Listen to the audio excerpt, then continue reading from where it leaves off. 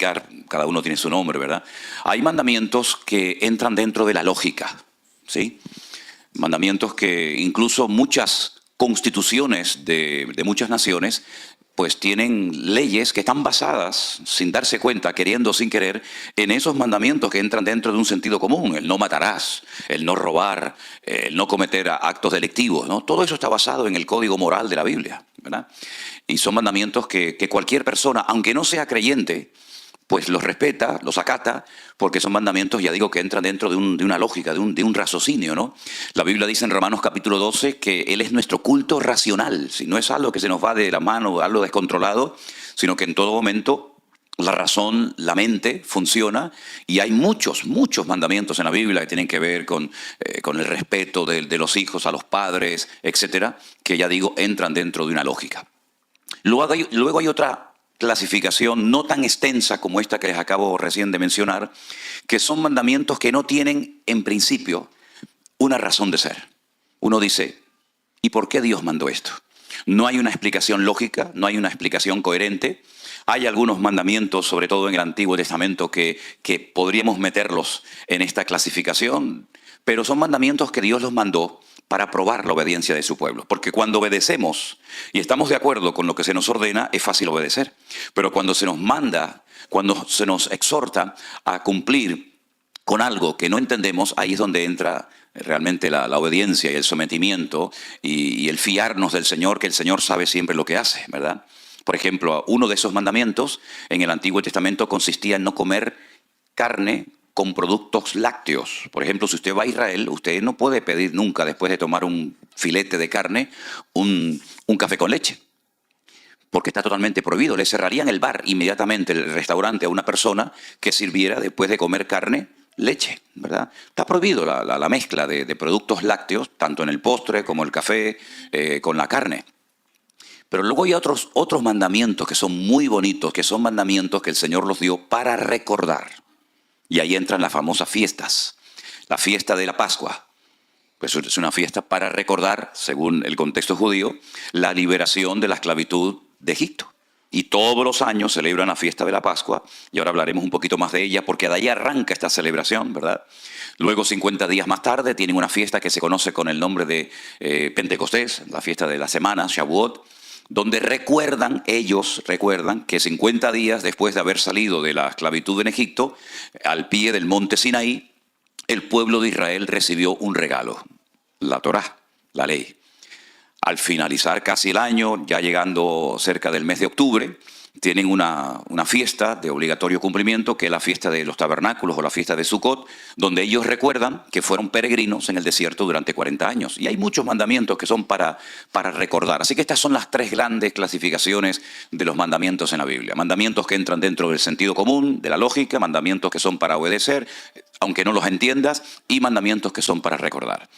El Señor Jesucristo nos dio el mandamiento. Yo quiero que, si tienen su Biblia a mano y quieren venir conmigo, en la última cena, Él repartió el pan y el vino a sus discípulos. Recuerden que la noche que el Señor fue entregado, recuerden por favor que la noche que el Señor Jesucristo participó de la Santa Cena, esa misma noche lo prendieron y lo llevaron, bueno, primeramente a la casa de Anás y Caifás, después a la fortaleza de la Antonia, donde vivía el gobernador de la región de Judea, Poncio Pilato, y así estuvo, como decimos por allá, del tingo al tango, llevándolo de un sitio a otro, ¿verdad?, hasta que finalmente lo condenan a muerte.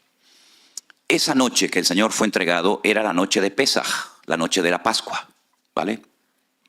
Los judíos recordaban, y siguen recordando hasta el día de hoy, uno de los mayores acontecimientos de la historia. Y fue como el Señor sacó a casi 2 millones de personas de un pueblo, del yugo de un imperio terrible, como era el imperio de los egipcios, ¿verdad?, del cual nunca iban a salir. Todos iban a ir muriendo lentamente, a menos que el Señor hiciera una intervención milagrosa, cosa que ocurrió. Esa noche se comía rápidamente, porque tenían que recordar que salieron muy rápidamente de la esclavitud en Egipto. Fíjense qué rápido salieron, que ni siquiera dio tiempo para que la masa fermentara, para que la masa leudara. Por eso se come una galleta cuadrada, que no sabe realmente a nada, que se llama la matzá, que es un pan sin levadura. Porque ya digo, no hubo tiempo ni siquiera para que fermentara la masa, porque tenían que salir rápidamente. Ellos comen todavía esa galleta sin levadura. Se hacen muchas preguntas en la mesa, muchas preguntas. ¿Y por qué salimos? ¿Y cómo salimos? ¿Y cómo salimos? ¿Y cómo fue? ¿Y cómo no fue? Hay una serie de juegos, de canciones. Hay una cosa que se llama el Dresdel, que es como una especie de trompo, para que me entiendan, que los niños juegan.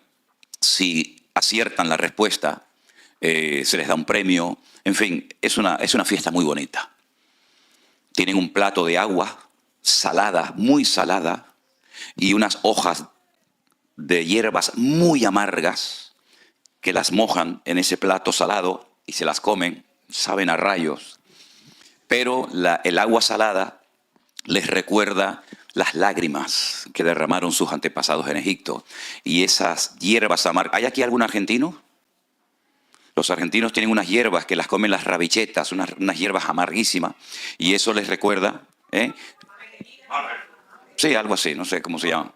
Y les recuerda el hisopo, ¿verdad? La brocha que utilizaron para pintar la puerta y el dintel de la casa, ¿sí?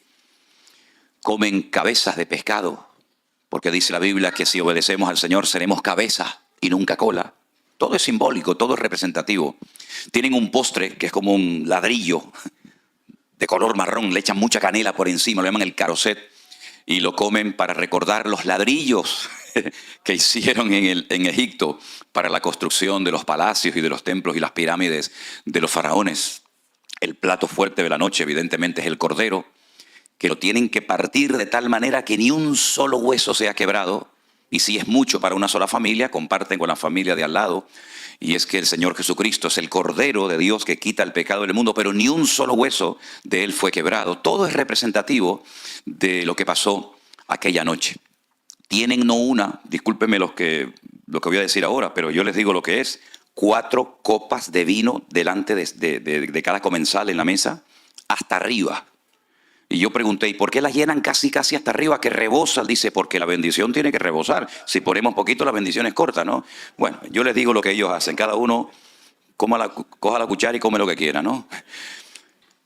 Y entonces cada copa recuerda una promesa que el Señor le dio a ellos. Yo seré vuestro Dios, yo os libertaré de las tareas pesadas de Egipto, etcétera, etcétera.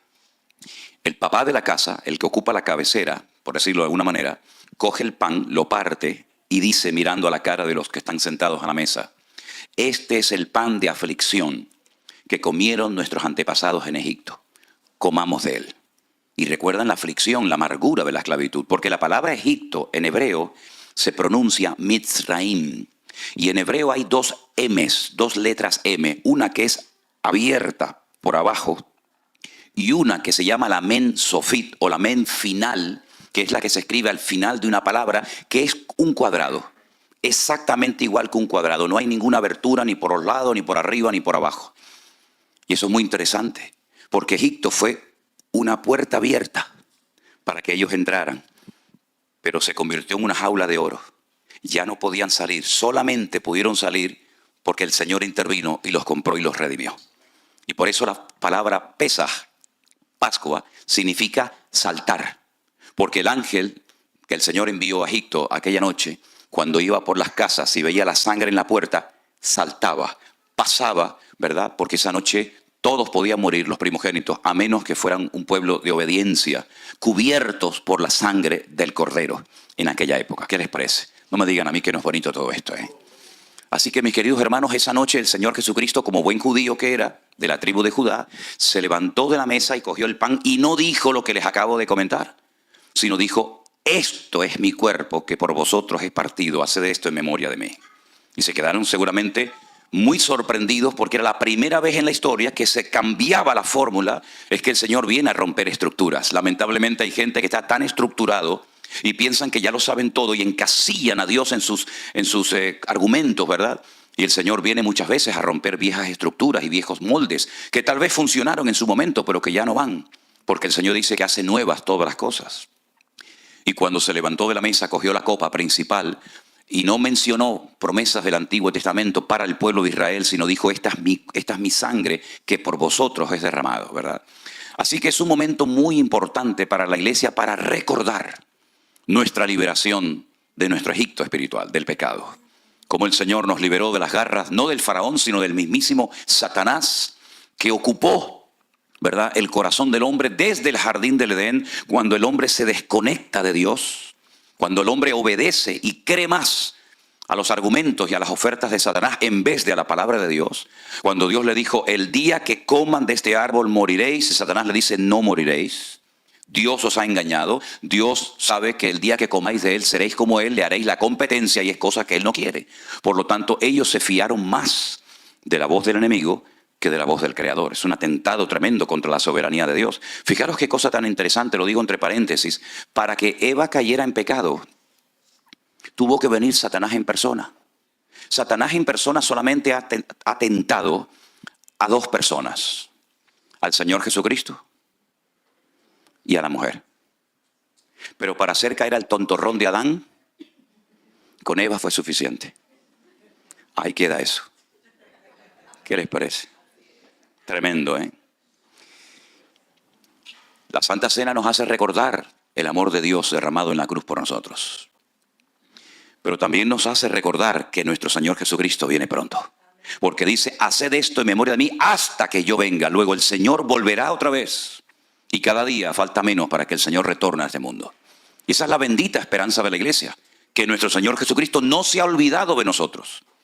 Y dice ya que en aquellos siglos algunos decían, ¿dónde está la promesa de su advenimiento? Porque no viene, no aparece.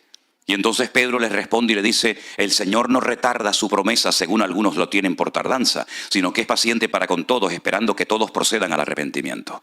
Ese es el único y principal motivo por el cual el Señor todavía no ha venido, porque está esperando que toda la humanidad proceda al arrepentimiento y no se condene por la eternidad, ¿se da cuenta?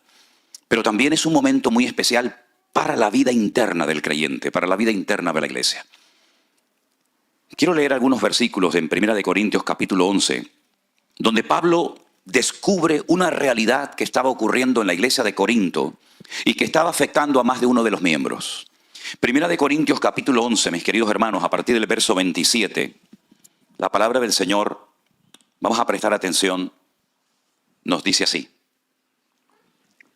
De manera que cualquiera que comiere este pan o bebiere esta copa del Señor indignamente, será culpado del cuerpo y de la sangre del Señor. Por tanto, pruébese cada uno a sí mismo y coma así del pan y beba de la copa. Escuchen esto. Porque el que come y bebe indignamente, sin discernir el cuerpo del Señor, juicio come y bebe para sí.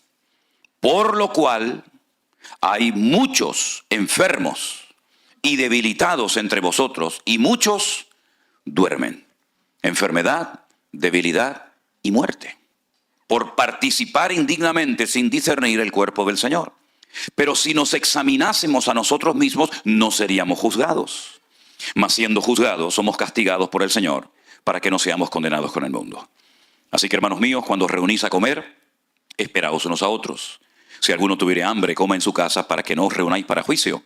Las demás cosas las pondré en orden cuando yo fuere. Es decir, había entrado ciertas enfermedades y debilidades, incluso algunos fallecimientos en la congregación, por haber tomado indignamente el cuerpo, o el pan y el vino en el nombre del Señor. Por lo tanto, es un momento para probarnos, para examinarnos a nosotros mismos. De nada sirve que digamos, yo estoy bien delante del Señor, si luego usted tiene problemas con el más próximo, con el más cercano. De nada sirve que su relación vertical con Dios, según usted, esté bien y ordenada y limpia, si después su relación horizontal con sus hermanos, con su marido, con su esposa, con sus hijos, con sus familiares, es un desastre. Esa no es la voluntad de Dios. La voluntad de Dios es que nuestra vida esté en orden dentro y fuera de la iglesia.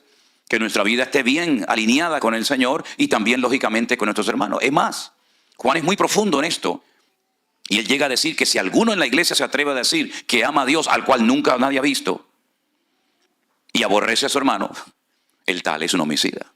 Porque el amor a Dios empieza por el amor al hermano, por el amor al prójimo. No podemos desconectarnos de la realidad interpersonal entre nosotros y decir que, bueno, yo vivo en la estratosfera, mi relación muy íntima y personal y hermética con el Señor, pero luego no tengo relación con nadie, no hablo con nadie, me peleo con todo el mundo. Esa no es la voluntad de Dios. El amor a Dios empieza por lo más cercano a nosotros, ¿verdad? Y por eso dice Juan que es mentiroso aquella persona que dice que ama a Dios y aborrece a su hermano. Por lo tanto, es un momento muy especial, muy bonito, muy interesante para que nos probemos y nos examinemos a nosotros mismos. La iglesia de Corinto era una iglesia con muchos dones, pero con poco fruto. Y aquí tiene que haber un equilibrio. Si usted dice que tiene muchos dones, pero luego no se manifiesta el fruto del Espíritu Santo en su vida, aquí hay un desorden. Y la palabra shalom, que es la palabra paz, viene de shalem, que es equilibrio. Tiene que haber un balance, tiene que haber un equilibrio, ¿verdad?, entre el don, el fruto y el don, y ambos se complementan. Dice que el apóstol Pablo le decía a los hermanos de Corinto, nada os falta en ningún don. ¡Wow! Tremendo, ¿eh? Nada os falta en ninguno de los dones. Y él menciona 9. Nada os falta en ningún don, pero sois carnales, sois niños en Cristo, os di a beber leche y no vianda, porque aún no sois capaces todavía, pues habiendo celos y contenciones entre vosotros, no sois carnales y habláis como los hombres. Entonces, parece como una incoherencia, ¿no? Una iglesia con tantos dones y sin embargo con tan poco fruto. Y eso es algo que se nos vuelve en nuestra contra, porque al mundo no se le gana por los dones, al mundo se le gana por la manifestación del fruto del Espíritu en nuestra vida. Al mundo no le importan los dones que usted tenga, porque al fin y al cabo prácticamente el 90% de los dones se ejercitan, se manifiestan de puertas para adentro, pero el fruto nos sirve para vivir la realidad, la cruda realidad del mundo en el cual Dios nos ha colocado a cada uno de nosotros. Así que, mis queridos hermanos, yo les invito a cerrar sus ojos en esta mañana y a orar a nuestro Dios y pedir que el Señor nos permita en esta mañana participar del pan y del vino dignamente, comprendiendo que no estamos cumpliendo un ritual ni una liturgia religiosa de la iglesia, sino estamos recordando la muerte, la resurrección, la venida de nuestro Señor Jesucristo pronto. Y también es un momento para que nos probemos y nos examinemos cómo estamos andando delante de Dios. ¿Cómo está mi relación con los más cercanos? Dice la Biblia que el que descuida a los suyos, escuche bien esto, el que descuida a los suyos, y esto va bien para las esposas, esto va bien para los maridos, esto va bien para todos, el que descuida su casa es peor que un incrédulo y ha negado la fe. Eso dice la palabra de Dios. Señor, por eso en esta mañana queremos participar dignamente de este momento tan especial que trae una renovación y un refrigerio espiritual a tu amada iglesia. Señor, bendice estos emblemas, estos símbolos que representan algo tan importante como es tu cuerpo, tu misma vida y tu sangre derramada por nosotros en aquella cruz. Gracias porque así como tú liberaste milagrosamente de la esclavitud, después de 400 largos años a tu pueblo de Israel de Egipto, a nosotros también nos has liberado de las garras del diablo. Y hoy podemos vivir en paz, en libertad, en esa libertad gloriosa y maravillosa de tu pueblo, de tus hijos. Y podemos proclamar hoy que tú eres nuestro Señor, que tú eres el que nos has liberado y nos has dado vida y vida en abundancia. Bendice este momento tan especial, tan lindo para nuestras vidas. Y ponemos todo en tus benditas manos, oh Dios, en el nombre de tu amado Hijo Jesús. Amén y amén. Pido a la iglesia que se ponga de pie. Tal vez el pastor José nos pueda ayudar ahí con un... Yo voy a pedir a un par de hermanas, tal vez...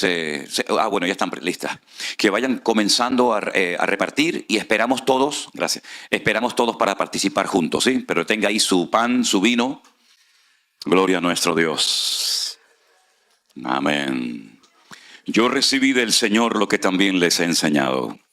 Que el Señor Jesús, la noche que fue entregado, tomó pan y habiendo dado gracias, dijo: tomad y comed, porque esto es mi cuerpo, que por vosotros es partido. Haced esto en memoria de mí. Participamos juntos, amados hermanos, del pan. Gracias a Dios. Asimismo tomó también la copa, después de haber cenado, diciendo: esta copa es el nuevo pacto en mi sangre. Haced esto todas las veces que la bebiereis en memoria de mí. Así pues, todas las veces que comieres de este pan y bebieres de esta copa, la muerte del Señor anunciáis, hasta que Él venga. Participamos de la copa, queridos hermanos.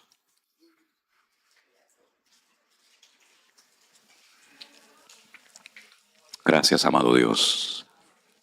Minutos más tarde, el Maestro, nuestro Señor y Salvador Jesús, se fue al huerto de Getsemaní y de rodillas postrado ante el Padre le dijo: Padre, pasa de mí esta copa, mas no se haga mi voluntad sino la tuya. Y esa copa representaba para él muerte, humillación, desprecio. Pero él fue a la cruz porque sabía que era la única manera de que el hombre pudiera volver a conectarse con su Padre, con el Creador del universo. Fue tan terrible lo que pasó en el jardín del Edén. Fue tan doloroso que el Padre tiene que mandar a su Hijo unigénito al mundo para que ocupe nuestro lugar en la cruz, para que todo aquel que crea en Él no se pierda, mas tenga vida eterna. Fíjense las consecuencias del pecado. Fuimos nosotros, sí, nosotros, tú y yo, los culpables de que Él tuviera que morir de aquella manera tan terrible. Pero gracias a Él, aquello no quedó simplemente en una manifestación tremenda del amor de Dios, sino que al tercer día se produjo el acontecimiento más glorioso en toda la historia de la humanidad. ¿Saben cuál fue? La resurrección del león de la tribu de Judá. Mataron al cordero, pero el león... ¿Pueden dar un aplauso al Señor en esta mañana? ¡Aleluya! ¡Amén! ¡Amén! Gracias, Señor. Fuerte ese aplauso a nuestro Dios. ¡Aleluya! Te alabamos. Te adoramos, Señor. Bendito seas. Bendito sea tu nombre, Señor. Amén. Amén. Pueden tomar asiento, mis hermanos. ¿Cuántas medidas se tomaron para que no saliera de la tumba? Nunca se habían tomado tantas medidas para que un muerto no saliera afuera. 16 soldados romanos armados hasta los dientes para cuidar a un muerto. Un precinto romano que no se podía quebrantar, y si se hacía era bajo pena de muerte. Una piedra de más de 4.000 kilos en la puerta para tapar la tumba para que no saliera. Para un muerto. Yo creo que en el fondo sus enemigos tenían temor de que volviera a la tumba, de que volviera de la tumba a la vida. Y saben una cosa, y quiero que lo tengan esto bien claro. Cuando María Magdalena fue al sepulcro bien temprano en la mañana, dice que la piedra estaba removida. Pero la piedra no se movió para que él pudiera salir. No, la piedra se movió para que ella pudiera entrar. Es diferente. Claro, es que si no se mueve la piedra, ¿por dónde sale? No hay problema en eso. Él traspasaba las paredes. Pero dice la Biblia que cuando esta mujer salió corriendo a la casa donde estaban sus discípulos orando o temblando o llorando, le dijo, está vivo, está vivo. Lo he visto. Y salieron corriendo. Salió corriendo Pedro y Juan. Juan llegó pero no entró. Pero fíjese ahora lo que voy a decir. Dice que Pedro entró, vio y creyó. Fíjese los verbos. Entró, vio y creyó. Entiendo los dos primeros, pero el tercero, entró, está claro. Vio, vale. ¿Pero qué fue lo que vio para creer? Dice que vio los lienzos puestos allí. ¿Saben lo que yo hacía cuando me iba de casa para que mi padre pensaba que estaba en la cama durmiendo? Cogía 2 almohadas, las metía así debajo, como la película de Alcatraz. ¿Vio la película de Alcatraz? Entonces pasaba así y miraba el bulto y dice, bueno, el niño está durmiendo. El niño estaba en la Patagonia, ¿no? Los lienzos no explotaron, ¡pum! Y ahí salió el Señor, sino que estaban exactamente igual de bien colocados como si el Señor estuviera dentro. Solamente lo que le pone en la cabeza lo dobló, lo puso a un costado, pero el resto estaba como si estuviera dentro.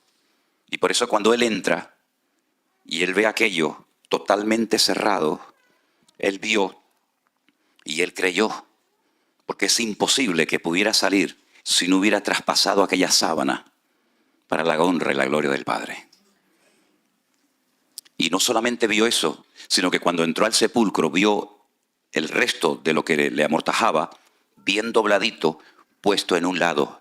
Y todo lugar donde hay orden, allí está el Señor. Pero donde hay desorden, Dios no está. Pablo dice, esto lo enseño en todas las iglesias. Nuestro Dios es un Dios de orden y no un Dios de confusión. Como en todas las iglesias de la época enseñamos. Nuestro Dios siempre nos muestra que es un Dios de orden en todo, en la economía, en la familia, en la iglesia. Cuando se manifiestan los dones del Espíritu Santo, en todo lo que hacemos en la vida, tenemos que manifestar, tenemos que exteriorizar la esencia de nuestro Dios, que es nada más y nada menos que el orden. Dios puso orden desde el Génesis 1:1 hasta el amén de Apocalipsis. Todo es orden, orden, orden en los sacrificios, orden en los animales, orden en la familia, orden en el tabernáculo, orden en el templo, orden en la iglesia, orden hasta en la gran tribulación puso orden. Y dice, ahora viene esto, después viene lo otro, ahora son los sellos, ahora son las trompetas, ahora son las copas, ahora es el anticristo, ahora es el falso profeta. Y hay un orden hasta en el peor tiempo de la historia, ¿verdad? En el caos, en medio de ese caos hay un orden, porque Él es el que controla la historia. Y por eso nuestras vidas tienen que reflejar orden, desde los pies hasta la cabeza. ¿Cuántos dicen amén? Gloria a Dios. Y Él estableció que en un momento puntual de la vida los padres iban al templo a presentar a sus hijos al Señor. Y hoy hay algunos padres que quieren presentar, son 3 niños los que van a presentar, a Christopher, a Alejandra y a Juliana. ¿Y los papás de ellos están aquí? ¿Sí? ¿Pueden pasar un segundito los papás con sus hijos, por favor? Gloria al Señor, qué bueno. ¿Quién es Christopher? Este es Christopher. No. No, pase, si quiere. Por favor. Alexandra y Juliana, ya viene. Ok, gloria a Dios, qué bueno. Ahí viene Alexandra, o Juliana, perdón. Qué bueno. La responsabilidad de criar a los hijos no es del gobierno, no es del Estado. La responsabilidad de enseñar la palabra de Dios e instruir a los niños desde temprana edad no es de la iglesia, la escuela dominical, ni del colegio, ni de la universidad. La responsabilidad recae sobre los hombros de los padres. Así que, si usted verdaderamente quiere poner en práctica lo que dice la palabra de Dios, tendrá que preguntarse, ¿qué le voy yo a transmitir espiritualmente a mis hijos? Porque el mejor regalo que le podemos dar a los hijos, aparte de ropa y estudios y todo eso, es la instrucción bíblica. Porque con eso usted puede salvar a su hijo por la eternidad. Ahora son niños, ahora juegan y saltan y brincan. Pero llegará el momento cuando tendrán que tomar sus propias decisiones. Y se casarán y tendrán familia. Esa es ley de vida. Pero ahora es cuando se pone la base. Ahora es cuando se pone el fundamento. Y la Biblia dice que 2 hombres se pusieron a construir una casa. Uno la construyó muy rápido. Esas cosas que son muy rápidas a mí me dan miedo porque las cosas de Dios tienen que ir paso a paso. Como dicen los italianos, piano piano se va lontano, ¿no? Y construyó su casa. Y el otro también la construyó. Tardó un poquito más, pero al final las 2 casas estaban levantadas. Ay, amigo. Pero cuando sopló el viento, cuando subió el nivel del agua y la lluvia dio con ímpetu contra las paredes de aquella vivienda, una de las 2 se desmoronó. Y literalmente dice la Biblia, y fue grande su ruina. La otra permaneció. La diferencia entre una y otra no eran los muebles, no eran las paredes, no era lo que se veía, sino lo que no se veía. La base de una era arena. Arena. No había fundamento, no había solidez y se desmoronó. La base de la otra casa era la roca. Y la roca es la palabra. La roca es el mismo Cristo. El que le da estabilidad a la familia. El que le da estabilidad a una nación, a un pueblo. El que le da firmeza a una vida. ¿Verdad? Por eso dice la palabra de Dios que el que oye la palabra y la olvida y no la pone en práctica es como el hombre que construyó su casa sobre la arena. Pero el hombre, la familia, el hogar, el matrimonio, que pone su vida sobre la roca, sobre la palabra de Dios, dice que es el hombre prudente, el hombre sabio, porque tiene visión de futuro. Hoy podemos sonreír y saltar y brincar y alabar a Dios, pero la vida da muchas vueltas, muchas vueltas. Hay naciones que de la noche a la mañana pasaron de un momento de paz a un momento de guerra. Hay familias que pasaron de una fiesta alegre y gozosa a un momento de tragedia. La vida da tantas vueltas, tantos cambios. Y lo que nos va a mantener firmes, ¿saben lo que es? La palabra de Dios. La presencia del Señor en nuestra vida. Por eso presentar a los hijos al Señor es una bendición, es algo precioso, es algo bíblico. Pero tengan en cuenta que la estabilidad y los conceptos y los principios y todo eso lo van a aprender en la casa, que es la primera escuela de la vida. En la Biblia el papá era el responsable de transmitir el conocimiento a los hijos. Los hijos aprendían y aprenden hoy en día a leer la Biblia en la casa antes de ir a la escuela. El conocimiento se lo transmite el papá al hijo. Los primeros versículos, los primeros capítulos, los primeros libros de memoria que saben los niños, se los enseña el papá. Pero la mamá que se llama en hebreo, de la cual viene la palabra emuná. Le enseña, le transmite la fe.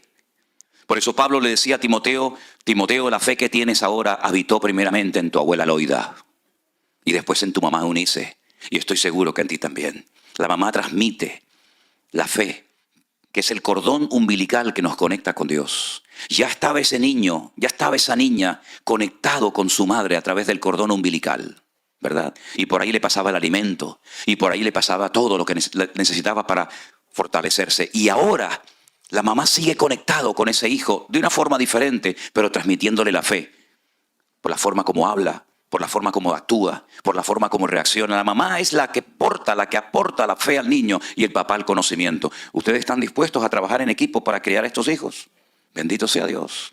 Vamos a ponernos una vez más de pie, hermanos. Y bendecimos a estos niños y a estas familias. Que Dios les guarde y les bendiga. Y que sean niños sanos que te amen, Señor, y te sigan todos los días de su vida. Y que le des muchísima, muchísima sabiduría a los padres, Señor, para que puedan en el nombre de Jesús criar a sus hijos en el temor de Dios. Guárdales de malas influencias, guárdales en la escuela, guárdales de malas amistades, Señor. Guárdales de peligros y accidentes. Que tus ojos estén abiertos de noche y de día sobre estos hogares, sobre estos papás. Señor, dale sabiduría para que puedan atenderlos y educarlos como tú lo harías en lugar de ellos. Dale sabiduría, Señor, para responder a sus preguntas cuando las hagan. Que sean ejemplos, Señor, de fe, de paciencia, de amor, de tolerancia, de perdón. Y que puedan ver en sus padres un reflejo del amor de Dios. Y que nunca olviden lo que aprendieron en el hogar. Márcales hoy, Señor, y cuídalos durante todos los días de su vida. Los presentamos delante de ti y pido que bendigas y bendigas grandemente a estos padres, a estas madres, Señor, en el nombre de Jesús. Que tú les des mucha sabiduría, Señor, a sus familiares, para que puedan, Señor, educar a estos niños en el temor de Dios. Tu palabra dice, instruye al niño en su camino y aun cuando fuere viejo no se apartará de él. Gracias, Señor, por ellos. Los bendecimos en esta mañana en el nombre, sobre todo nombre, de nuestro Señor Jesucristo. Amén y amén. Damos un fuerte aplauso a nuestro Dios.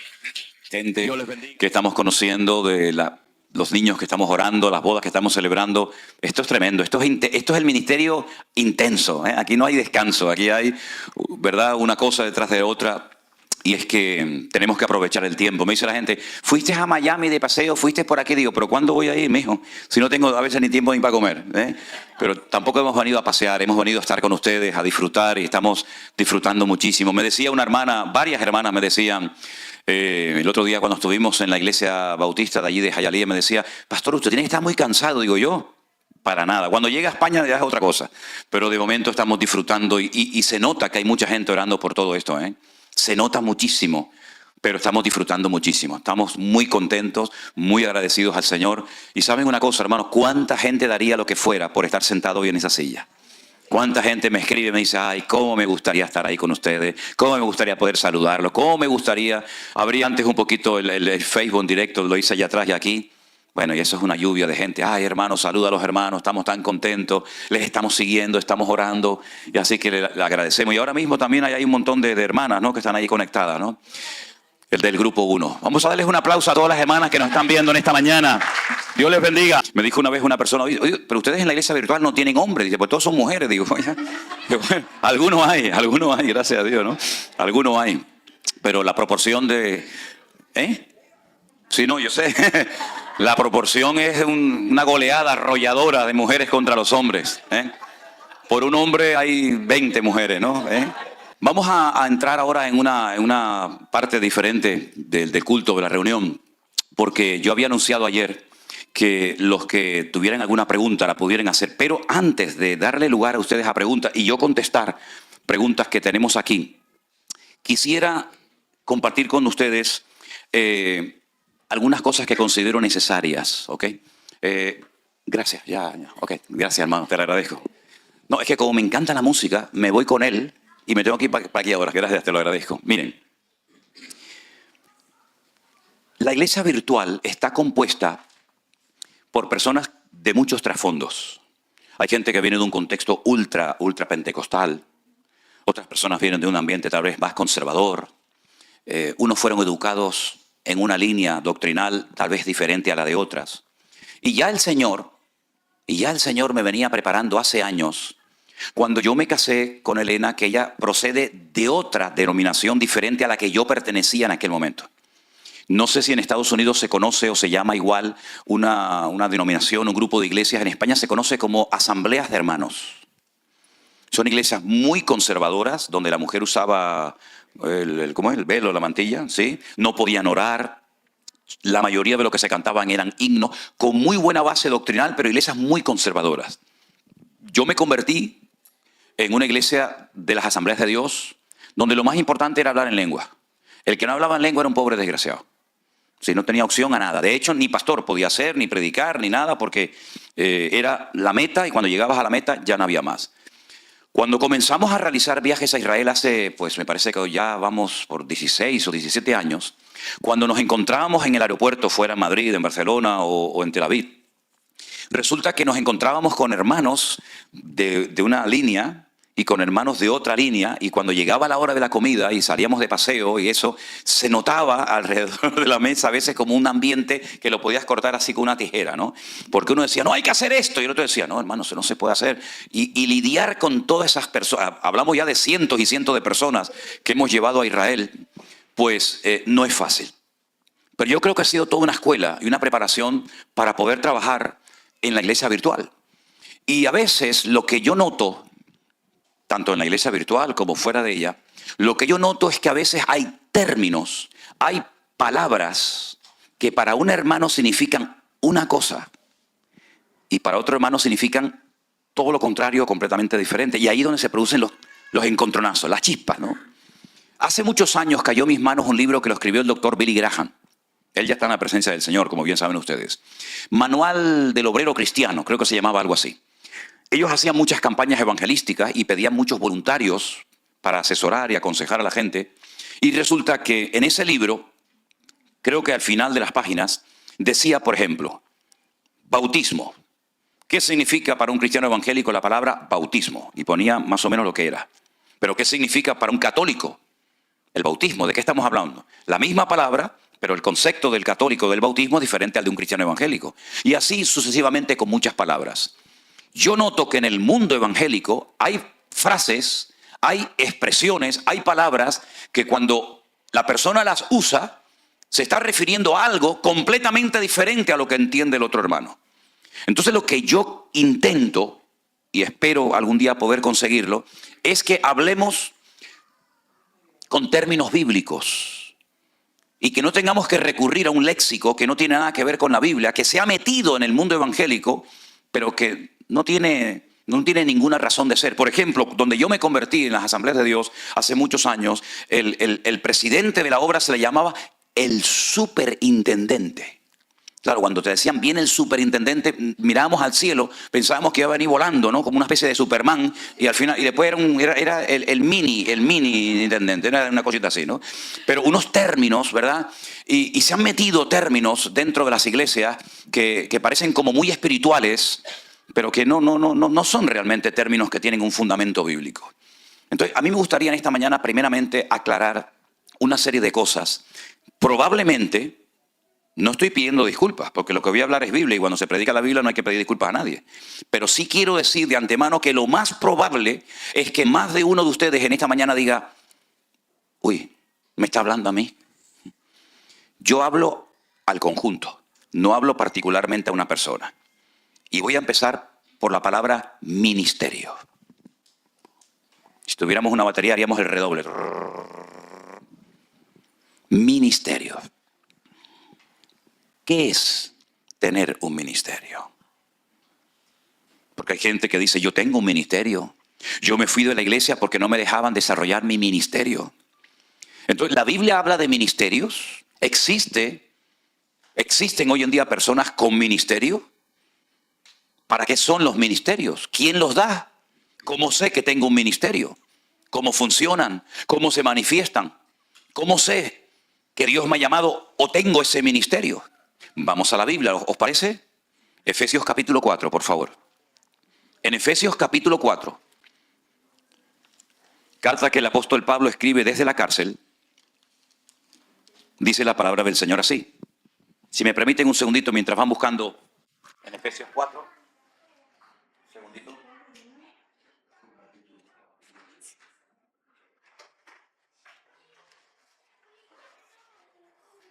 porque tengo que grabar esto así. Entonces lo puedo poner, por ejemplo, por ahí.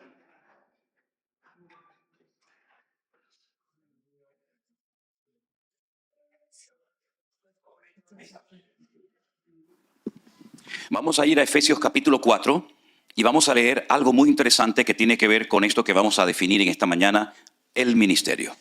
Efesios capítulo 4 dice a partir del versículo 11. Efesios 4, 11. Él mismo constituyó a unos apóstoles, a otros profetas, a otros evangelistas, a otros pastores y maestros. 5 apóstoles, profetas, evangelistas, pastores y maestros. ¿Con qué finalidad? ¿Cuál es el objetivo? Bueno, para perfeccionar o capacitar a los santos, a los creyentes, ¿para qué? Para la obra del ministerio, para la edificación del cuerpo de Cristo, es decir, la iglesia. ¿Hasta cuándo? Hasta que todos lleguemos a la unidad de la fe y del conocimiento del Hijo de Dios, a un varón perfecto o completo, a la medida de la estatura de la plenitud de Cristo, para que ya no seamos niños fluctuantes, llevados por doquiera de todo viento de doctrina, por estratagema de hombres que para engañar emplean con astucia las artimañas del error, sino que siguiendo la verdad en amor, crezcamos en todo aquel que es la cabeza, es decir, en Cristo, de quien todo el cuerpo, es decir, toda la iglesia, bien concertado y unido entre sí por todas las coyunturas que se ayudan mutuamente, según la actividad propia de cada miembro, recibe su crecimiento para ir edificándose en amor. Los 5 ministerios, los únicos 5 ministerios que la Biblia enseña que existen, los hemos leído en esta mañana. Los apóstoles, los profetas, los evangelistas, los pastores y los maestros. Eso es lo que la Biblia llama y considera ministerios. Si usted está de ujier en la puerta de una iglesia, lo cual es loable y le estamos muy agradecidos, eso no es un ministerio. Eso es una función, es un servicio, gracias al Señor que usted lo está prestando con todo el amor del mundo y se esfuerza por hacerlo bien y por atender a la gente, porque el ujier que está en la puerta es la primera imagen que se lleva una persona cuando llega a un lugar. Y una de las leyes de Murphy dice, nunca tendrás una segunda oportunidad para dar una primera imagen. Por lo tanto, el ujier es fundamental, porque si el ujier tiene cara de vinagre o está enfadado ese día o sabe Dios qué, ya dice, uy, ¿cómo son toda la gente aquí de rara? No, es él el raro, pero todos los demás somos normales, ¿verdad? Pero no es un ministerio, el ministerio del ujier. No, yo tengo el ministerio de limpiar la iglesia. Eso no es un ministerio, es un servicio, es una función tremendamente importante en la iglesia y necesaria, pero no entra dentro de lo que hemos leído en esta mañana, que se considera un ministerio. Entonces vamos a hablar con coherencia y con propiedad y con madurez. Los ministerios son los que hemos leído en esta mañana. Y lo que salga de esto son funciones, son servicios, son trabajos voluntarios o remunerados, pero no son en sí un ministerio. Entonces, hay gente que me ha dicho en el pasado, bueno, yo me fui de la iglesia porque no podía desarrollar mi ministerio. Y yo le pregunto, ¿y su ministerio, hermana, concretamente cuál era? No, mi ministerio era el de la limpieza. Bueno, hermana, discúlpeme, eso no es un ministerio. Eso, repito, es una función muy importante, pero usted no puede utilizar la palabra ministerio para eso, sino que la palabra ministerio encaja en otro terreno y no precisamente en ese de la limpieza o de cualquier otra cuestión. Estos son los ministerios. Ahora, si usted me dice a mí, yo tengo el ministerio de pastor, eso es un ministerio, ¿verdad?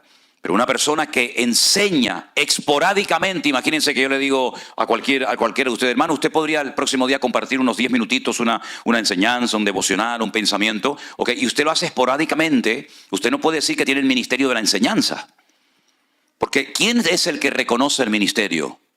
El cuerpo de Cristo, la iglesia, a través del pastor, ¿verdad? Generalmente, le digo, en la mayoría de los casos, cuando alguien tiene algo de parte del Señor, los que primero se dan cuenta son los hermanos que le rodean. Usted no tendrá que ir por la vida diciendo, pastor, yo enseño, pastor, yo canto, pastor, yo sé hacer esto. No te preocupes, que si el Señor te ha dado algo, los primeros que se van a dar cuenta son tus hermanos en Cristo y por supuesto el pastor. Ahora, también hay que decir, y seamos honestos, que hay pastores que no quieren que nadie se levante porque tienen temor a que le quiten el puesto.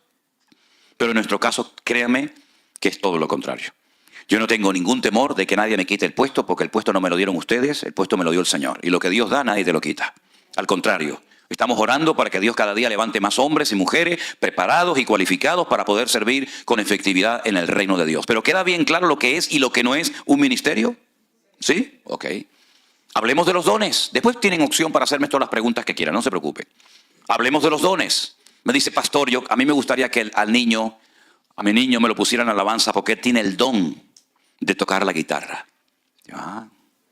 Vamos a 1 Corintios capítulo 12, que en esta mañana hemos estado en 1 Corintios, ¿verdad? 1 Corintios capítulo 12, el título es Dones Espirituales. Vamos a leer los dones. 1 Corintios 12, a partir del versículo, vamos a leer a partir del versículo 4 si queréis. Ahora bien, hay diversidad de dones, pero el Espíritu es el mismo. Y hay diversidad de ministerios, pero el Señor es el mismo. Ya hemos leído los ministerios. Y hay diversidad de operaciones, pero Dios, que hace todas las cosas en todos, es el mismo. Y ahora sumen los dones que ahí se mencionan. A cada uno les dada la manifestación del Espíritu para provecho. A este les dada por el Espíritu palabra de sabiduría, número 1. A otro, palabra de ciencia. ¿Cuántos van? 2. Según el mismo Espíritu. A otro, fe. Ya van 3. Por el mismo Espíritu. A otro, dones de sanidades por el mismo Espíritu. 4. Versículo 10. A otro, el hacer milagros. Versículo 5. A otro, profecía. 6. A otro, discernimiento de espíritus. 7. A otro, diversos géneros de lenguas. 8. Y a otro, interpretación de lenguas. ¿Cuántos son en total? 9 dones. 9. Pero todas estas cosas las hace uno. Y el mismo Espíritu, repartiendo a cada uno en particular como Él quiere. Porque así como el cuerpo es uno y tiene muchos miembros, pero no todos los miembros del cuerpo, siendo muchos, son un solo cuerpo, así también Cristo. 9 dones que, si profundizáramos más en cada uno de ellos, los podríamos clasificar en 3 grupos. Yo todo esto me lo sé de memoria. Yo no sé si ustedes van a ser capaces de retener todo esto, pero si no, esto queda grabado, no se preocupen. Hay dones de expresión, hay dones de revelación, ¿verdad? Y hay dones como de conocimiento. Los dones de expresión, la misma palabra lo dice, si usted no habla, el don no fluye. El don de hablar en otras lenguas, si no se puede expresar, cuando el don de lengua es para que la gente en la iglesia lo oiga, y a continuación entra en operación el siguiente don, que sería de interpretación de dichas lenguas, ¿verdad? Son dones que para fluir, para manifestarse, usted tiene que hablar. Hay otros dones que son literalmente dones de revelación, el don de ciencia. El don de ciencia se manifestó en Pedro en la iglesia primitiva en una ocasión cuando un matrimonio había vendido una propiedad, se llamaban Ananías y Zafira. Ellos habían sustraído una parte del dinero, pero le querían hacer creer a Pedro y a la iglesia que lo estaban dando todo. No era obligación darlo todo. No era un mandamiento bíblico que el que tuviera un terreno, una finca, un campo lo vendiera y lo diera a la obra. No era obligación. La gente lo hacía libre y voluntariamente. Usted podía vender un terreno y decir, bueno, voy a apartar una parte para mí.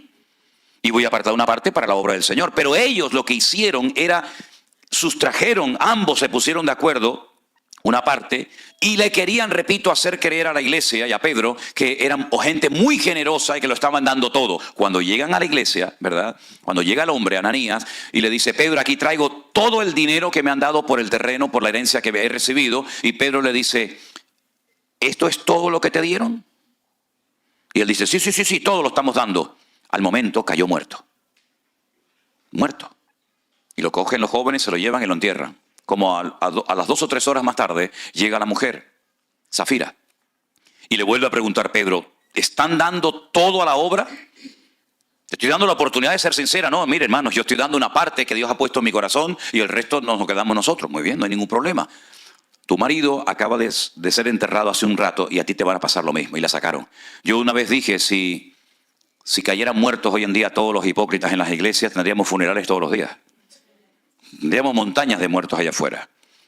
Porque en la iglesia no se puede vivir de las apariencias. Con la apariencia podemos engañar y manipular las cosas a las personas, pero no podemos engañar a Dios, porque Dios sabe en el fondo lo que eres y lo que no eres, lo que tienes y lo que no tienes. ¿Se da cuenta? Ese es el don de ciencia. ¿Cómo sabía Pedro que estaban engañando? Porque Dios se lo reveló. Ese es el don de ciencia. Cuando le dijo el profeta Eliseo a Giesi, ¿de dónde vienes? ¿Yo? Yo no he ido a ninguna parte. Sí, sí. Tú sí has ido detrás de Naamán, ahora el que el Señor ha sanado de lepra. Quiero decirte que por tu avaricia, porque yo no te mandé y tú le dijiste a él que yo te mandaba para que nos diera algo, y tú cogiste lo que él te dio, lo escondiste creyendo que nadie te veía, y quiero que sepas que tú y toda tu descendencia para siempre seréis leprosos. Y la lepra de Naamán se te pegará a ti y a tu descendencia. Son cosas tremendas que ocurren en la Biblia, ¿verdad? Y eso es don de ciencia. Todos los dones se ven en operación en la vida del Señor Jesucristo. Absolutamente todos los dones. Pero ¿dónde está el don de tocar la guitarra? ¿No hay satanistas que tocan muy bien la guitarra? ¿No hay ateos que tocan muy bien la guitarra, el piano, la trompeta, el saxo, la batería o lo que sea? Eso es un talento. Eso es un talento, no es un don, porque el don es instantáneo. ¿Lo tiene o no lo tiene? El talento hay que tratarlo, hay que cultivarlo. Si usted quiere aprender a tocar un instrumento, si usted quiere aprender a cantar, si quiere aprender a un idioma diferente, usted tiene que trabajar, tiene que estudiar, tiene que esforzarse. Así que el talento se va cultivando paulatinamente, es progresivo, el don es instantáneo, ¿verdad? Aunque la persona evidentemente no sea perfecta. Así que no hablemos, no atribuyamos a personas que tienen el don de esto o el don de aquello, porque los dones ya los hemos leído esta mañana, pero hay otra lista en Romanos capítulo 12 de otros dones que ahí se mencionan. Hemos mencionado 9 en 1 Corintios 12, pero en Romanos capítulo 12 hay otra lista y son los siguientes. Aquí se mencionan unos cuantos más. Romanos capítulo 12, versículo 4. Porque de la manera que en un cuerpo tenemos muchos miembros, pero no todos los miembros tienen la misma función, así nosotros, siendo muchos, somos un cuerpo en Cristo y todos miembros los unos de los otros.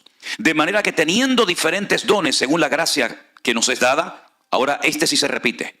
El de profecía, úsese conforme a la medida de la fe, o de servicio, en servir, el que enseña en la enseñanza, el que exhorta en la exhortación, el que reparte con liberalidad o generosidad, el que preside con solicitud, el que hace misericordia con alegría. ¿Se dan cuenta? Son otros dones. Tal vez no tan conocidos como los de 1 Corintios 12, pero al fin y al cabo no dejan de ser dones del Espíritu Santo. Entonces, mis queridos hermanos, estos son los dones que menciona la Biblia. 1 Corintios 12, Romanos capítulo 12, lo que salga de ahí será un don, un talento, algo que usted ha aprendido, pero no se puede considerar un don del Espíritu Santo el que usted juegue bien al fútbol. El que usted pinte muy bien las paredes, usted haga cuadros, ¿verdad? Eso no es un don, son talentos, son habilidades que también forman parte de la vida, pero no podemos decir bíblicamente, usted tiene el don de pintar lindos cuadros. Es un gran pintor, pero eso no es un don del Espíritu Santo, ¿ok? Ok, antes de seguir adelante, de lo que estoy hablando, que he hablado de ministerios y de dones, ¿hay alguna pregunta? ¿Algo que quieran preguntar que tal vez no haya quedado lo suficientemente claro? Y usted dice, ¿me podría explicar un poquito más esto o aquello? ¿Alguien tiene alguna pregunta? Si alguien tiene una pregunta, levante la mano. Le vamos a poner un micrófono para que usted haga la pregunta, para que los que están en casa puedan escuchar su pregunta y entonces con toda libertad la puede hacer. ¿Alguien tiene alguna pregunta sobre lo que he hablado hasta ahora? Hermana, escuchamos su pregunta. Ponle el micro. Espera. Un segundito. Dale volumen. ¿Tiene? Sí. ¿Tiene volumen? A ver. Ok. Adelante. Es como una duda que yo tengo, algo que yo veo. Mira, en predicaciones, Sube el volumen, hermano, del micrófono. personas que hablan en lengua cuando están predicando, que de cada 3 segundos se van a hablar en lengua, continúan con la prédica y vuelven otra vez a hablar en lengua y vuelven otra vez y siguen con la prédica.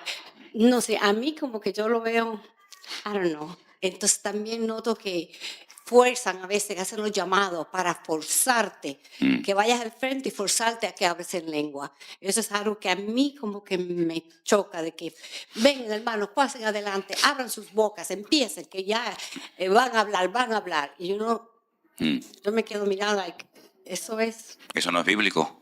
Eso es presión. Y en la iglesia no se tiene que presionar a nadie a nada. Las cosas en la iglesia fluyen solas por convicción y no por presión. Yo he estado en cultos, yo he presenciado cultos donde la persona que se le dice que tiene que hablar en lengua no habla, y resulta de que entonces le dice, bueno, repita conmigo. Y yo digo, ¿cómo que repita conmigo? Y entonces ya le enseñan 4 o 5 palabras o frases, y entonces ya ha sido bautizado en el Espíritu Santo. Un aplauso al Señor. Oiga, ya somos mayorcitos, ¿sí? Eso no es así. En la Biblia no hay ni un solo caso de ningún apóstol, de ningún discípulo, de nadie que presionara a una persona para hablar en lengua. De hecho, Pablo en 1 Corintios dice, ¿hablan todos lenguas? ¿No? ¿Son todos apóstoles? ¿Tienen todos dones de sanidad?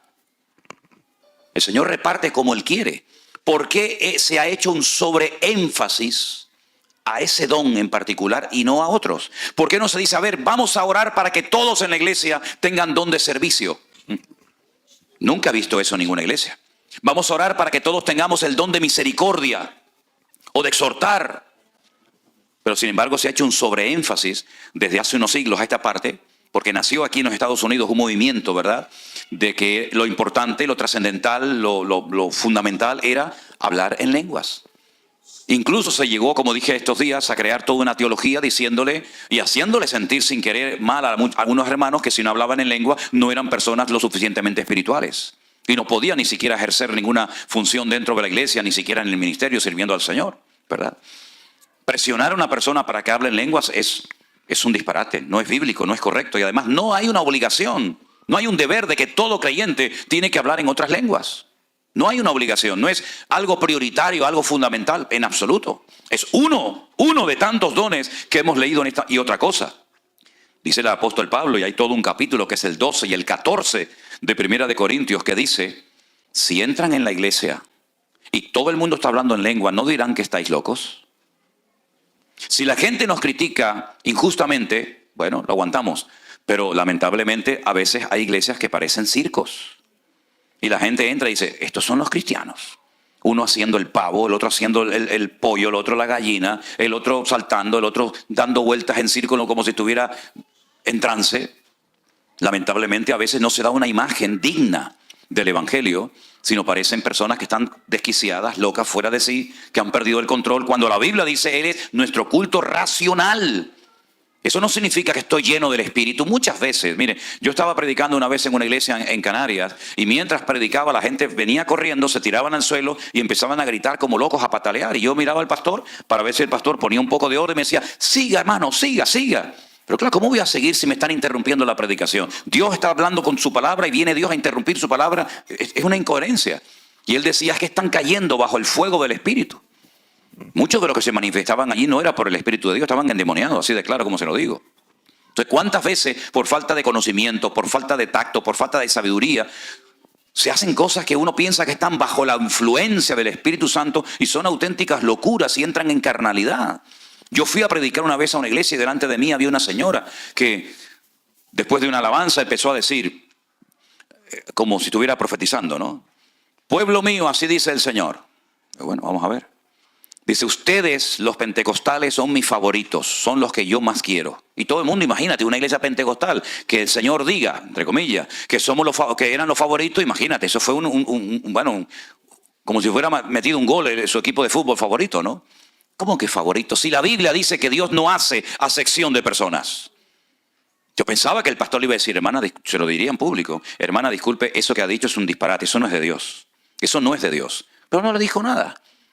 Entonces muchas veces falta tacto, falta sabiduría, falta conocimiento de la palabra y muchas cosas que se le atribuyen al mover del Espíritu Santo no tienen nada que ver con el mover del Espíritu Santo. Fui una vez a una iglesia y había una persona que estaba haciendo el mismo ruido que una gallina cuando va a poner un huevo. Igual. Y yo decía, bueno, a ver si pone huevo ya de una vez.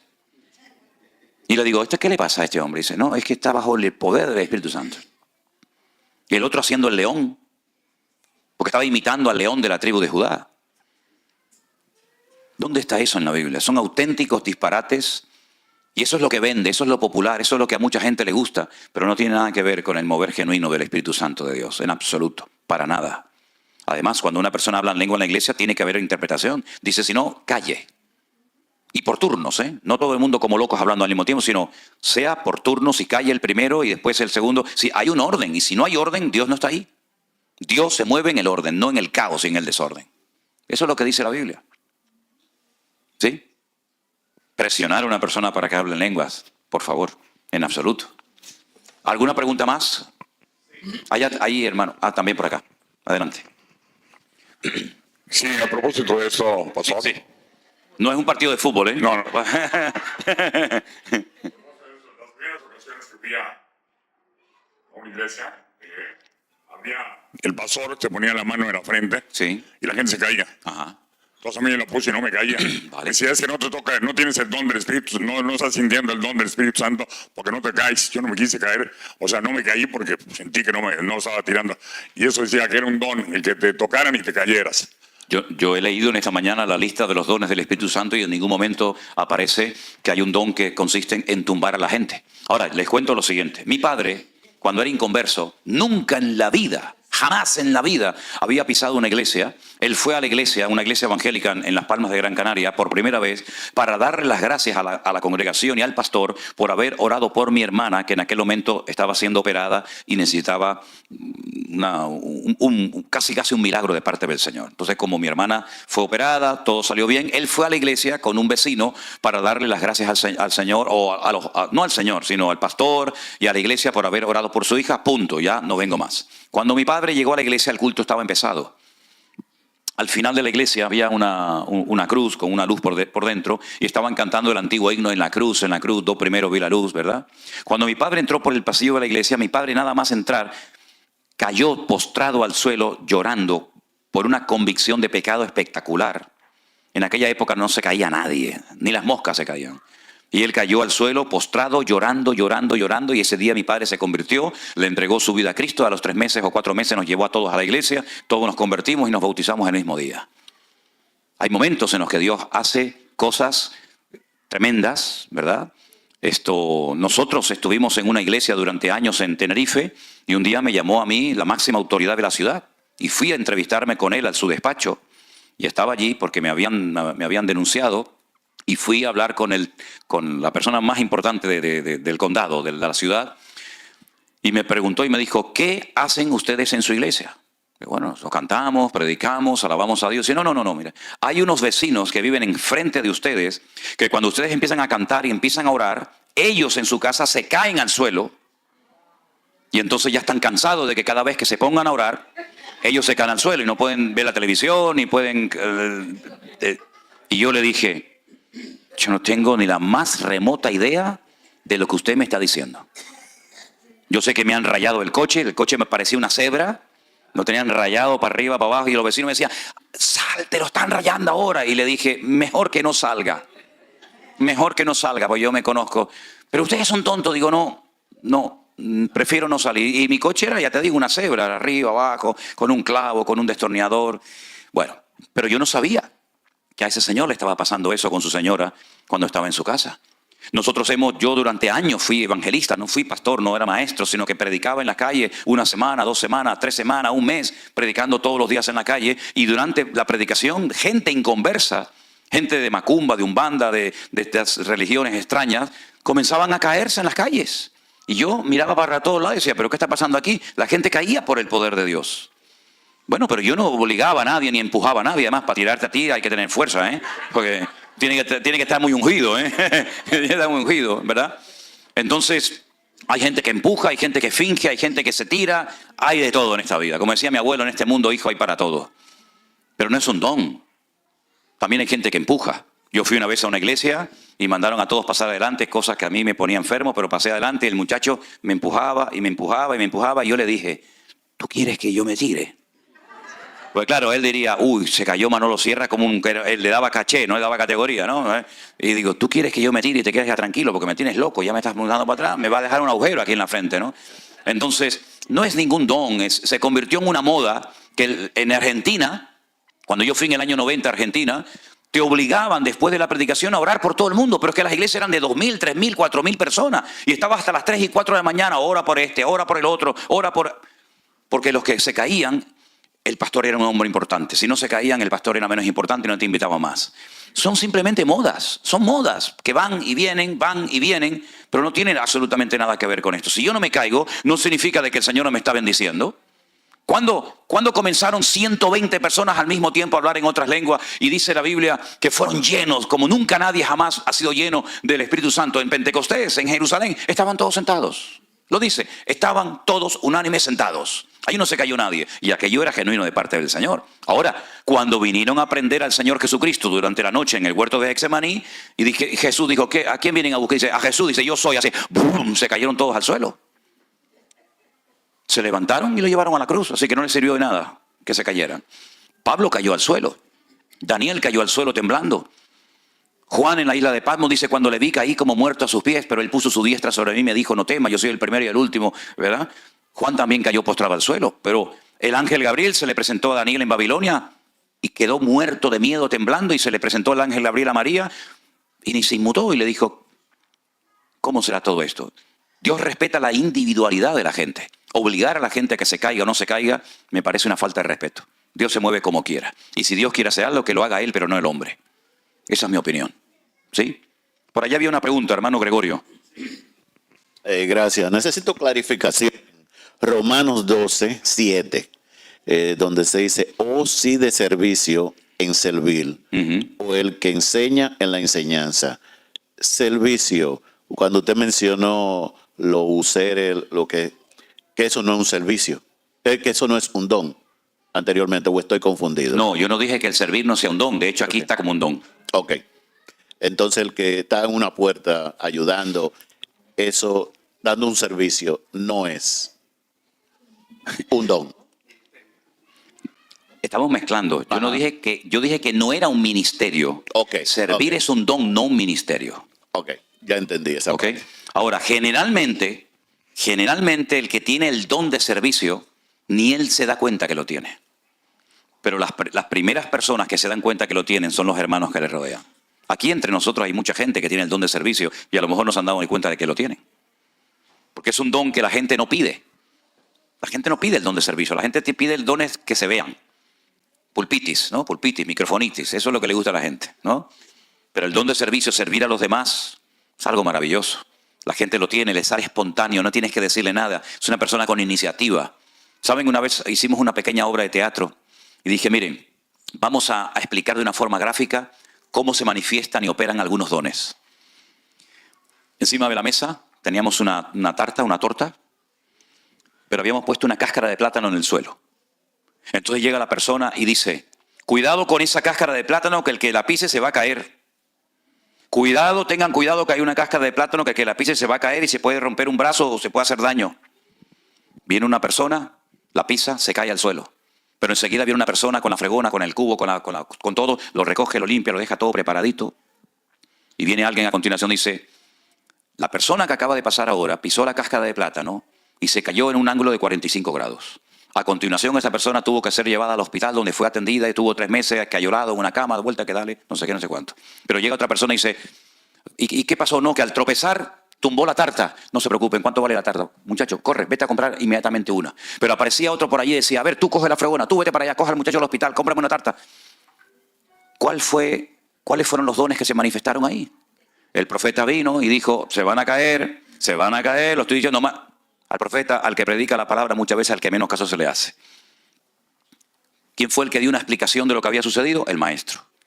¿Y quién fue el que fue corriendo a buscar la tarta? El que tiene el don de servicio. Pero después vino alguien y le dijo, hermana, ¿te pasó algo? ¿Qué te ocurre, mi niño? Levántate. El don de misericordia, ¿verdad? Y cada uno de los dones se va manifestando de una forma natural en la vida de la gente. Y a veces la gente ni se entera, ni se percata que tienen. Pero son dones tan importantes y tan necesarios dentro de la congregación. Ahora, puede ser que una persona esporádicamente se ponga en una puerta para dar la bienvenida a la gente. Y no necesariamente tiene el don de servicio. Pero el que tiene el don de servicio le sale por todos los poros de la piel. No hay que decirle nada. Él se pone, él limpia, él friega, él va. Él no quiere ni que le digan gracias. Él no depende de nadie, sino que él disfruta sirviendo a los demás.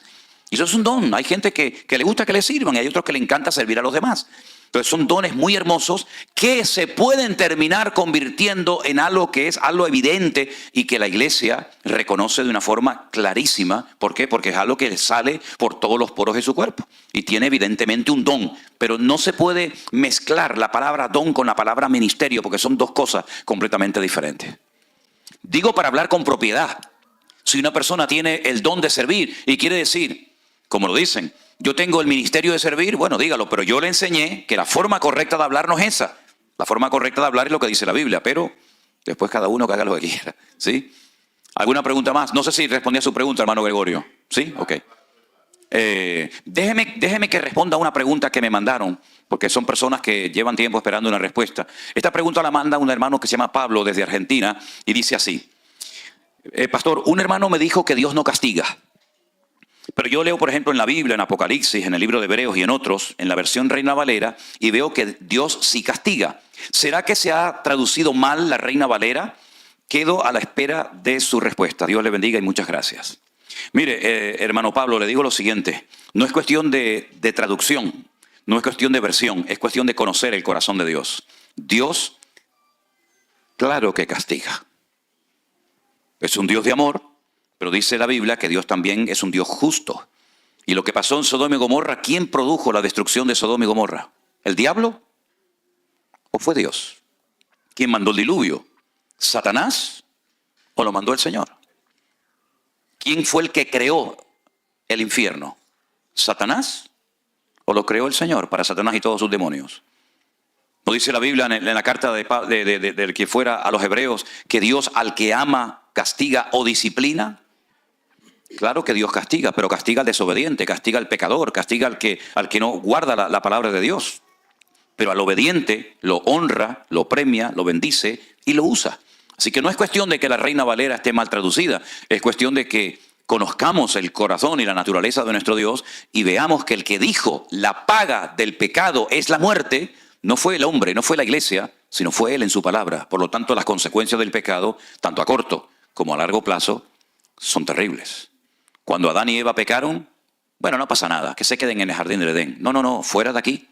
Los expulsó. ¿Por qué? Porque Dios castiga y no tolera el pecado. Y ese es nuestro Dios. Amén, hermanos. ¿Hay alguna pregunta más que quieran hacer en esta mañana los que están aquí? ¿Usted otra vez, hermana? Venga, parando. No. Aquí estamos para aprender. No se preocupen. Adelante. ¿Qué tiempo de la creación de Adán y Eva a que fueron expulsados del paraíso? ¿Se sabe? Miren, según la Biblia, y esto es interesante que lo sepan ustedes, de Adán a Cristo hay 4.000 años. Y de Cristo a nosotros, 2.000 y pico. Es decir, la historia bíblica van por 6.000 años. ¿Quiere decir que el mundo tiene 6.000 años? No. El mundo no tiene 6.000 años. Y ahora les voy a poner un ejemplo. Miren, nadie sabe exactamente cuánto tardó Dios en expulsar a Adán y Eva del jardín del Edén cuando pecaron. Probablemente fue el mismo día. No creo que hubieran pasado 300 años hasta que Dios dijo, los voy a expulsar. Yo creo que fue algo instantáneo. Es mi opinión. Pero por otra parte tampoco sabemos cuánto tiempo estuvo Adán y Eva en el jardín del Edén. ¿Cuánto tiempo estuvieron? ¿Una semana? ¿15 días? ¿Un mes? ¿Un año? Entonces, hermanos, si usted dice que la historia bíblica son 6.000 años, desde Adán a Cristo 4.000 y de Cristo a nosotros 2.000, ¿y qué ocurre cuando, por ejemplo, descubren un hueso y dicen, no, este hueso tiene 25.000 millones de años? Cuando descubren un mamut o un dinosaurio, dicen, no, bueno, mire, vamos a hacer una cosa. ¿Cómo se llama aquí? ¿Un globo? Eso que se infla, ¿no? El globo, vale. Si cogiéramos un globo totalmente desinflado, y cogiéramos un rotulador y le pintáramos así unos ojitos, una nariz y una boca, y midiéramos la distancia entre el puntito A y el puntito B, entre el ojo derecho y el ojo izquierdo, nos daría a lo mejor 1 centímetro. ¿Sí o no? Ok. Si inflamos el globo, y ya el globo no es así, sino el globo es enorme, ¿cuánta distancia hay entre el punto A y el punto B, entre el ojo derecho y el ojo izquierdo? A lo mejor, póngale 25 o 30 centímetros. ¿Cuál es la medida correcta? Las dos son correctas, pero uno está vacío y el otro se estiró por el contenido del aire, del oxígeno que se le metió dentro. ¿Ok? La Biblia cuenta la historia desde este punto hasta aquel. Pero la Biblia no cuenta la historia desde este punto hasta aquí. El universo se mueve a una velocidad constante. Por lo tanto, por el tiempo que transcurre y por la velocidad constante que tiene, se puede saber más o menos la antigüedad del universo. El universo se mueve a una velocidad constante, ¿ok? Entonces, ¿qué es lo que ocurre? Cuando dicen el famoso Big Bang, la famosa explosión del cual salió todo, del cual salió la vida, el hombre está viendo el universo estirado. Y por eso dice, claro, entre este punto y este hay 25.000 millones. Pero Dios en Génesis capítulo 1 te cuenta la historia del globo desinflado, recién creado. Es como si tú pones aquí un prisma y le entra la luz y te pones al otro lado y dices, bueno, por aquí me salen 7 colores, pero por aquí solamente me llega uno, que es el blanco. ¿Quién está contando la verdad? Depende de dónde estés. Si yo estoy a este lado del prisma, veo que le entra un rayo blanco, la luz del sol. Pero si estoy al otro costado, veo que la luz se ha dividido en 7 colores diferentes. Los dos están contando la verdad, depende del lado en el que te encuentres. Entonces la ciencia no contradice a la Biblia, ni la Biblia contradice a la ciencia. Simplemente que la ciencia mira el globo inflado, el universo estirado por la velocidad constante, y Dios cuenta todo con el globo desinflado, y por eso la cronología de la Biblia es completamente diferente. Por otra parte, no nos olvidemos que hay muchas formas de contabilizar el tiempo. Por ejemplo, ustedes aquí tienen millas, nosotros no usamos las millas, usamos los kilómetros. Ustedes tienen yardas, nosotros tenemos otras medidas. El sistema métrico decimal ustedes no lo usan, usan otro sistema, tanto de peso como de medidas, etc. Pero también el tiempo se puede medir de diferentes maneras. ¿Cuántos calendarios existen? Muchísimos, muchísimos. Está el calendario gregoriano, está el calendario judío, está el calendario chino, está el calendario árabe. Entonces depende del calendario que usemos, estamos en una época o estamos en otra, ¿verdad? El calendario gregoriano, que es el nuestro, ¿quién lo inventó? Un cura, un papa, Gregorio. Y hay un fallo de 4 o 5 años, porque los que inventaron los números que usamos hoy en día nosotros son los árabes. Antes de los árabes se utilizaban los números romanos. Entonces el 0 no existía en el número romano, ¿verdad? Y él inventó un calendario, pero ya existía otro calendario. Nuestro calendario gira, el sol queda quieto y es la Tierra la que gira alrededor del sol en los dos movimientos, traslación y rotación. Pero sin embargo, el calendario bíblico no gira en torno al sol, sino en torno al ciclo lunar. Y por eso el calendario bíblico tiene 360 días y el calendario solar o el nuestro actual es 365 días. Por eso, para unir ambos calendarios, a veces han puesto lo que se llaman meses preñados. En vez de un año con 12 meses, cada cierto tiempo añaden un 13º para que sea un calendario de 13 meses para poder unir uno con otro. Cuando usted estudia escatología bíblica, usted no puede sacar los cálculos según nuestro calendario porque no le salen. Porque el calendario bíblico es mucho más corto. Nosotros decimos, por ejemplo, en nuestra cultura, ahora estamos hoy, ¿qué es? Viernes. Hoy es viernes. ¿Cuándo va a ser sábado? ¿Cuándo es el sábado? No. El sábado empieza esta noche, ¿a qué hora? No, a las 6 no. A las 12:01. Ahí empieza el sábado. En la Biblia no. En la Biblia empieza al día siguiente cuando ya se ven 3 estrellas en el cielo. Cuando ya se oculta el sol, ya es sábado. Yo he recibido hoy mensajes de Israel donde me dicen Shabbat Shalom, feliz sábado. ¿Por qué? Porque dentro de un ratito en Israel será sábado con la caída del sol. Cuando naturalmente una mujer ya no tiene luz para enhebrar una aguja, ya es el día siguiente. Entonces, son formas diferentes de contabilizar el tiempo.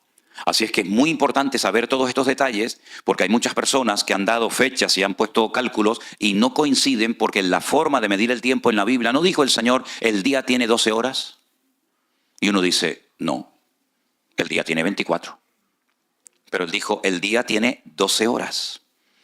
Por eso cuando Él dijo el día y la hora, nadie la puede saber, claro que no, porque cuando en Europa es de día, aquí es de noche, y cuando uno se levantan, otros se acuestan, es totalmente imposible jugar con el tema de fechas, que lamentablemente muchos se han dedicado, incluso hasta últimamente, a estar con este jueguecito, y después pasa lo que pasa, ¿se dan cuenta? ¿Alguna pregunta más, hermano? A propósito del tiempo, Sí. tengo un pariente pastor también, Armando Tucci, que acaba de disculparse, porque dio una fecha del advenimiento. Mucha gente, escuchaba muchos pastores, inclusive usted, que dicen ya está muy próximo. Entonces mi pregunta es, hablando del tiempo, ¿próximo puede ser una semana o 1000 años? Próximo es próximo y dar una fecha es dar una fecha. Son dos cosas completamente diferentes. Hoy falta un día menos para la venida de Cristo que ayer. Hoy falta un día menos. Yo estoy más cerca de la venida de Cristo que el apóstol Pablo. Ellos vivían con la expectativa de ver el retorno inminente de Cristo, pero evidentemente no fue en su época. Ok, ¿qué es lo que ocurre? Recuerden que el Salmo 90 dice que para el Señor un día son 1000 años y 1000 años es un día. Esto es muy importante porque cuando ustedes hay una letra, la primera letra del alfabeto hebreo, que no es una letra, es un comodín, es una letra que es lo que tú quieres. Puede ser A, puede ser E, es lo que tú quieras. En el primer versículo de la Biblia aparecen 6 letras Aleph. Aleph, Elef son 1000. Es decir, la Biblia te va a relatar en un periodo de tiempo una serie de cosas que van a ocurrir. Entonces, conociendo el tiempo, conozco la señal que se va a producir en mi época. La señal del profeta Jonás no es para nosotros, la señal del profeta Jonás fue para la generación del Señor Jesucristo, ¿vale? Pero en cuanto a la venida del Señor, ¿qué es lo que falta? Bueno, es que habría que clarificar qué es la venida del Señor y qué es el arrebatamiento de la iglesia, porque son dos cosas completamente diferentes. ¿Qué es lo que está esperando el creyente? ¿Que venga Cristo o que seamos arrebatados con Él? Ahí bueno, es que ahí habría que clarificar. Ok, vamos a leer un versículo bíblico que nos va a dar, y vamos a ir, pienso yo que concluyendo, porque si no podemos, yo por mí no tengo prisa, pero por ustedes más que nada, vamos a leer unos versículos bíblicos que son muy clarificadores para responder a la pregunta de nuestro hermano. En 2 de Tesalonicenses, por favor, apréndanse este capítulo de memoria, lo pueden hacer sin ningún problema. El capítulo 2 de 2 de Tesalonicenses es de vital importancia, sobre todo para nosotros hoy en día. Y dice así la palabra del Señor. Estamos en 2 de Tesalonicenses, capítulo 2, versículo 1. Con respecto a la venida de nuestro Señor Jesucristo y nuestra reunión con Él, os rogamos, hermanos, que no os dejéis mover fácilmente de vuestro modo de pensar, ni os conturbéis, ni por espíritu, ni por palabra, ni por carta, como si fuera nuestra, en el sentido de que el día del Señor está cerca. La palabra venida del versículo 1 es la palabra parausía. Hay 2 palabras griegas para definir la venida del Mesías. La Biblia profetizaba 2. Una, como siervo sufriente que ya se produjo hace 2000 años, y la palabra epifanía. Y la segunda palabra para hacer referencia a la segunda venida del Señor Jesucristo visible es parausía. Luego tendríamos que leer en el verso 1 con respecto a la parausía, es decir, con respecto a la segunda aparición visible del Señor Jesucristo. Ojo a los datos que va a dar el Señor. Nadie os engañe, verso 3, nadie os engañe en ninguna manera, porque no vendrá, ¿quién? El Señor. El Señor no vendrá, repito, no vendrá el Señor, ¿hasta cuándo? Hasta que venga la apostasía y se manifieste el hombre de pecado, el hijo de perdición. Definamos estos 2 conceptos. ¿Qué es apostasía y qué es la manifestación del hombre de pecado y el hijo de perdición? La apostasía es el descontrol, la anarquía en el mundo total. No hay moral, no hay principio, no hay valores, no hay nada. Dice el Espíritu claramente que algunos apostatarán de la fe, se darán marcha atrás, abandonarán los caminos del Señor, ¿verdad? Todo será un caos, un desorden total y absoluto. ¿Eso ha comenzado a ocurrir o todavía no lo vemos? No, hay que estar ciego, ¿no? Hay que estar ciego. Vayan a Europa para que vean lo que es aquello. Vayan a las Islas Canarias para que vean lo que es aquello. Sodoma y Gomorra por 20, del 1 de enero al 31 de diciembre. Eso ya está. Pero falta un segundo dato, algo que nos da aquí Pablo, que dice, se manifieste, se dé a conocer el hombre de pecado, el hijo de perdición. ¿Este señor quién es? El anticristo. El único que emplea la expresión o la palabra, el término anticristo es Juan. Esa palabra solamente la emplea Juan. Pablo lo llama el hombre de pecado, el hijo de perdición, el inicuo. Daniel lo llama el cuerno pequeño. Juan lo llama el anticristo, pero es la misma persona. Fíjense las características de este personaje. Un líder político. Se opone y se levanta contra todo lo que se llama Dios o es objeto de culto. Todo lo que es objeto de culto. le hará la guerra. Tanto que se sienta, ¿dónde? En el templo de Dios, como Dios, haciéndose pasar por Dios. Uno dice, bueno, pero somos el templo del Espíritu Santo. Sí, pero no mezclemos las cosas. El templo de Dios en aquella época era el templo de Jerusalén. Ahora, usted dirá, pero hermano, ¿pero cómo se va a sentar el anticristo en el templo de Dios si los romanos en el año 70 después de Cristo destruyeron el templo y no hay templo? Es sentido común, es aplicar el sentido común. ¿Cuál es el sueño del pueblo de Israel? ¿Por qué oran todos los días? ¿Por qué se visten de negro? ¿Por qué están de luto? Porque su anhelo es tener su templo. Los cristianos podemos tener iglesias por todo el mundo.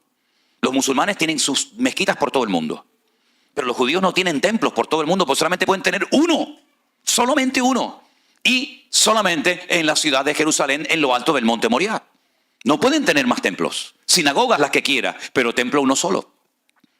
Entonces, si usted va a Israel, usted va a visitar el Museo del Templo.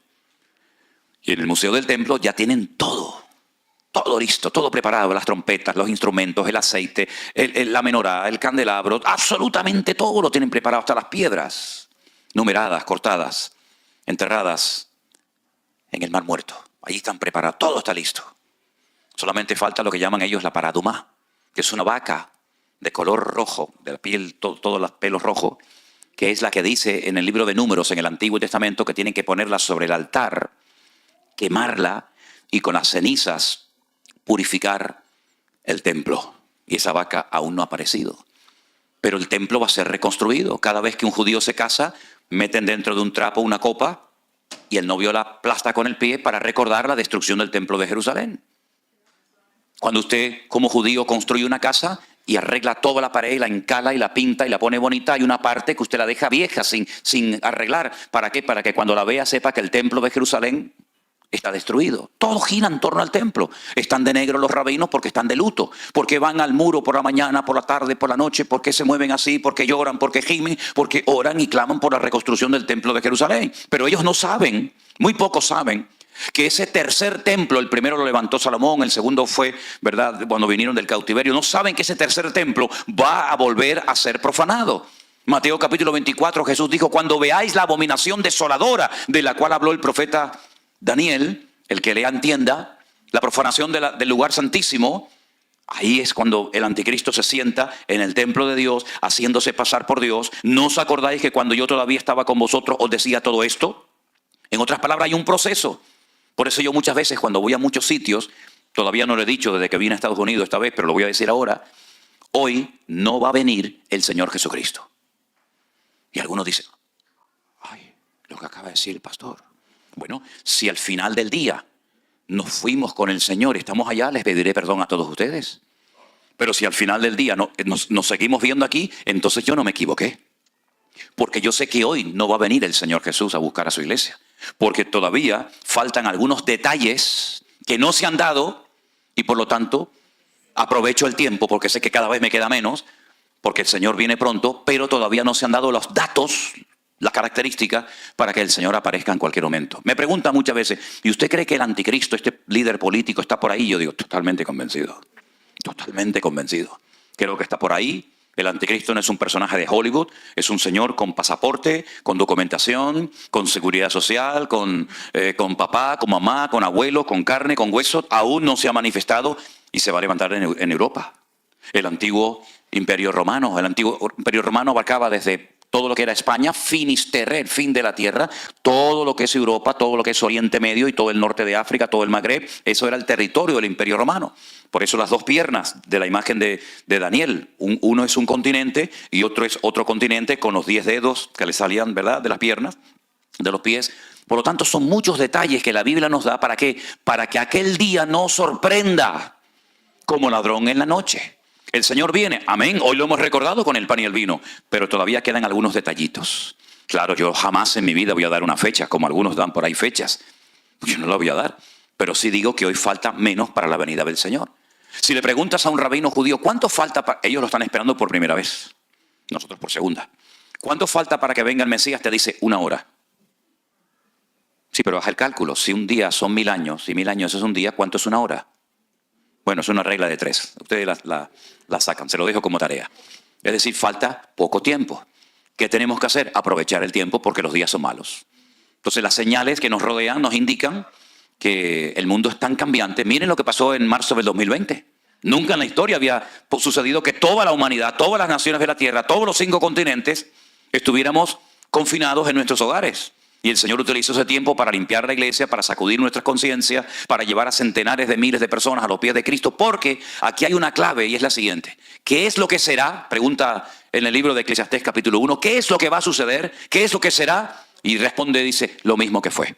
Luego, la clave de interpretación del futuro es conocer bien el pasado.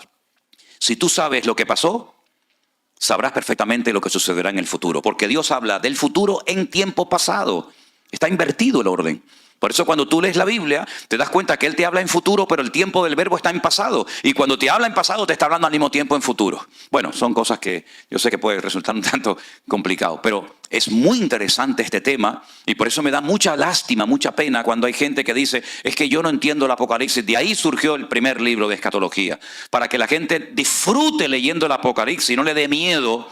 Y no digan, ay, yo no leo esto porque no lo entiendo. Un caballo que cambia de color y uno que le crea un cuerno por aquí y otro le sale un cuerno por allá. Todo eso tiene una explicación y una razón de ser. Hermanos queridos, se nos ha ido el tiempo volando. ¿Qué hora es?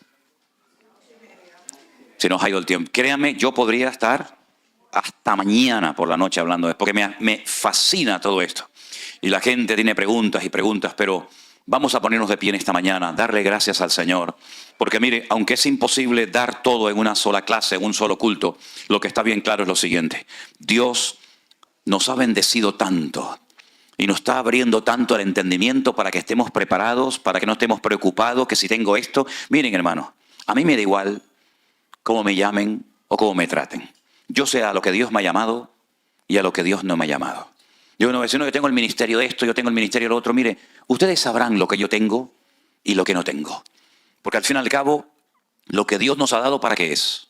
¿Para ponerlo como las medallas de los militares en el pecho y decir, fíjate todas las medallas que tengo? ¿O es para servir al Señor? Si Dios te ha dado algo, es para que sirvas a los demás. Y al que mucho se le da, mucho también se le va a pedir. Por lo tanto, qué tremenda responsabilidad tenemos nosotros hoy en día. Porque Dios nos ha dado tanto, tanto, y lo que queda todavía. Amén, hermanos. Toma la mano del hermano que está a tu lado, si puede ser, y bendícelo. Y dale gracias al Señor por la vida de tu